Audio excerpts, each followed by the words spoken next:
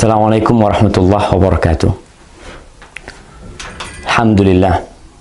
Wassalatu wassalamu ala rasulillah. Amma ba'd. Akhi ukhti rahimakallah. Mendengarkan sebuah cerita yang aneh, menyeramkan, terkadang disenangi oleh sebagian orang. Tapi bagaimana kalau ternyata cerita yang disampaikan adalah bohong dan dusta? Maka kita tidak akan suka dengan pelakunya. Lalu bagaimana pula kalau ternyata cerita tersebut disandarkan kepada Nabi alaihi salatu wassalam, padahal Nabi tidak pernah mengucapkannya?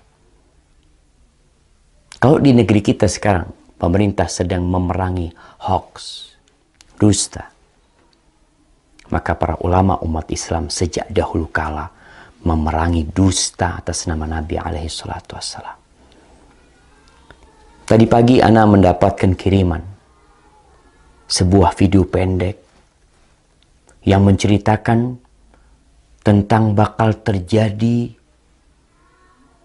sesuatu yang mengerikan apabila pertengahan Ramadan itu tepat pada hari Jumat. Dengan semangat dia membacakannya, membuat orang yang menontonnya akan tertarik dan mungkin percaya. Dan memang dusta apabila diulang-ulangi, disebarkan, terkadang bisa menjadi sesuatu yang diyakini oleh manusia kebenarannya, padahal itu hoax. Dan Rasul sallallahu alaihi wasallam mengatakan, "Man kadzaba alayya muta'ammidan falyatabawa maq'adahu minan nar." Barang siapa yang sengaja berdusta atas nama aku, hendaklah dia bawa kursinya, tempat duduknya ke neraka.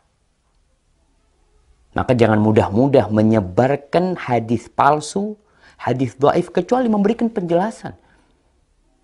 Kalau hadis itu palsu atau hadis itu dhaif. Ana akan bacakan hadisnya. An Ibnu Mas'ud, dari Abdullah bin Mas'ud radhiyallahu taala anhu qala Rasulullah sallallahu alaihi wasallam, Rasulullah sallallahu alaihi wasallam bersabda, padahal Nabi tidak pernah menyabdakan hal ini.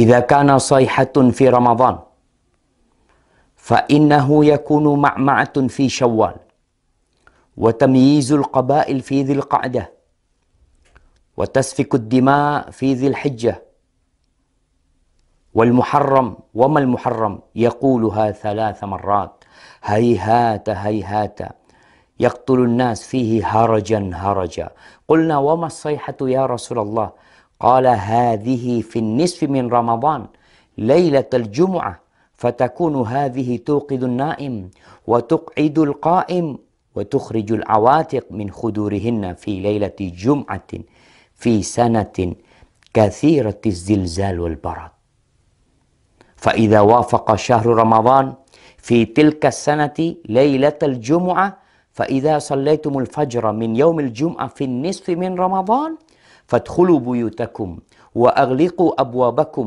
وسدوا كوكم ودثروا أنفسكم وسدوا آذانكم فإذا أحسستم بالصيحة فخروا لله سجدا وقال سبحان القدوس ربنا القدوس فإن من فعل ذلك نجا ومن لم يفعل هلك. Jamaah rahimakumullah. Ramadan tahun ini, tanggal 15 Ramadan, insya Allah hari Jumat. Ini yang menyebabkan penyebar hadis ini. Karena hadis ini seakan-akan akan berlaku tahun ini. Yang artinya dari Abdullah bin Mas'ud radhiyallahu taala anhu, Rasulullah sallallahu alaihi wasallam bersabda, apabila ada suara dahsyat tepat di bulan Ramadan, maka itu akan terjadi beruntun sampai bulan Syawalnya.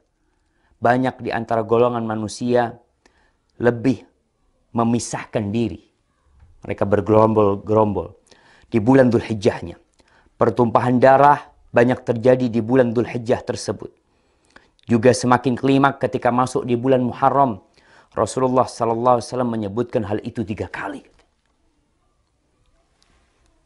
Apa yang harus kami lakukan di bulan Muharram? Para sahabat bertanya, sayang. Sungguh sayang, kata beliau. Mereka tidak mengetahui dan apa yang harus dilakukan di bulan Muharram. Saat itu di antara manusia banyak yang saling membunuh. Apa suara dahsyat itu ya Rasulullah? Sahabat bertanya kepada Nabi SAW. Suara keras itu adalah mulai terjadi di pertengahan bulan Ramadan yang bertepatan di malam Jumat. Suara dahsyat itu mengagetkan orang-orang yang sedang tidur, menjatuhkan orang yang sedang berdiri. Segala benda terhempas jauh keluar dari tempatnya, atau para wanita yang masih gadis akan keluar dari kamar-kamarnya. Malam Jumat pertengahan Ramadan itu terjadi goncangan dahsyat dan cuaca sangat dingin. Banyak sekali terjadi gempa, banyak sekali yang seperti yang kita lihat lah, gempa di mana-mana mungkin. Kemudian apabila bulan Ramadan itu tepat di tahun itu, dan kalian sedang melaksanakan sholat subuh malam Jumat di pertengahan bulan Ramadan tersebut, masuklah ke dalam rumah, kuncilah pintunya, tutuplah kepala kalian, lindungi tubuh kalian, dan tutup telinga kalian. Apabila kalian merasakan suara dahsyat, bersyukurlah, sujud. Nih, ada sujud. Kita tahu sujud itu ada sujud syukur, sujud tilawah, kemudian ada sujud sahwi, ada sujud ketika sholat. Ini sujud ketika mendengar suara keras. Membaca Subhanal Quddus, Subhanal Quddus, Rabbunal Quddus. Karena sesungguhnya apabila kalian melakukan itu, niscaya selamat. Jika tidak, tentunya akan binasa. Ini tersebar, jemaah, di beberapa tulisan. Ini ambil dari beberapa tulisan yang ada di internet. Kemudian video itu juga telah tersebar, yang disebarkan oleh, ya entah siapa yang menyebarkan hal itu. Menyebarkan hoax. Kita lihat sekarang, bagaimana hukum hadis ini. Para ulama menjelaskan hadzal hadis munkar la yasih. Hadis ini munkar, tidak benar. Al-Uqaili mengatakan laisa li hadzal hadis aslun min hadithi thiqah. Hadis ini enggak punya dasar dari perawi yang thiqah, wala min wajhin yathbut, dan enggak ada yang benar dalam hadis ini. Itu disebutkan dalam Ad-Du'afa Al-Kabir. Dan Ibnul Jauzi mengatakan hadis ini hadza haditsun maudhu. Hadis ini palsu atas nama Nabi SAW.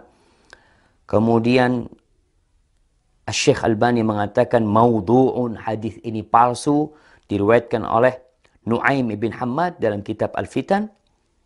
Dan Al-Imam Al-Zahabi mengatakan qultu dha maudhu' wa maslama saqit matruk. Ini hadis palsu. Perawinya ada yang matruk, yang dituduh berdusta, jamaah. Ditinggalkan. Lalu kita meriwayatkannya, menceritakannya kepada umat, menyebarkannya. Atas nama Nabi SAW. Nabi bersabda, padahal Nabi tidak pernah menyabdakan hal itu. Jamaah, ma min qaul. Tidak ada satu ucapan yang keluar, melainkan ada raqib, ada atid. Ma yalfidu min qaulin illa ladaihi raqibun atid. Akan ada yang mengawasi, mencatatnya.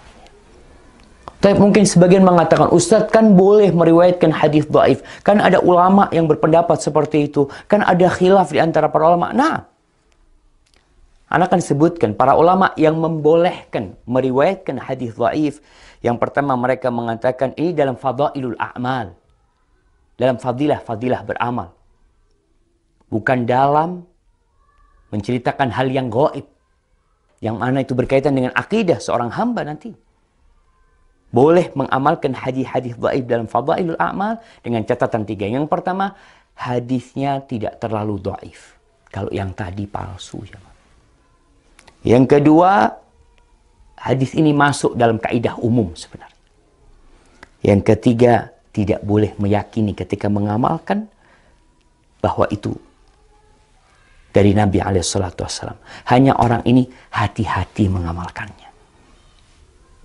Maka hadis palsu, hadis yang dhaif sekali tidak boleh.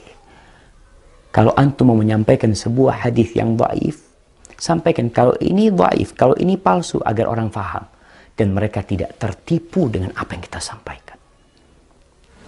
Barakallahu fikum.